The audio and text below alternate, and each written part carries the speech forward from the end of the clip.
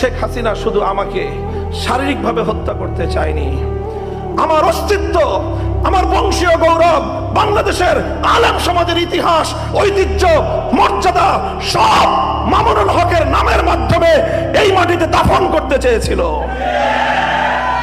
আপনারা কি মনে করেন সেগুলো আমি বুঝতাম না? সেগুলো আমি বুঝতাম না? আমাকে যখন এক এক দিন কারাগার থেকে কোর্টের চত্বরে নিয়ে যাওয়া হতো, এক একটা দিনের কথা বলছি, কারাগার থেকে যখন কোর্টে নিয়ে যাওয়া হতো, নারায়ণগঞ্জের কোর্টে, একটা কোরবানির সময় একটা পশুকে যেখানে বাঁধা হয় সেখান থেকে ধরে নিয়ে যখন জবাই করার জন্য নিয়ে যাওয়া হয়, পশুটা উপলব্ধি করতে পারে যদি যে আমাকে জবাই করতে নিয়ে যাওয়া হচ্ছে, সেই পশুটার যে উপলব্ধি হবে, খোদার কসম খেয়ে বলে আমি একজন হাসাস মানব প্রাণী, একটা পশুর মতো অবলা কোনো অচেতন কোন অবচেতন কোন প্রাণী তো আমি নই, আমি তো মানুষ একজন।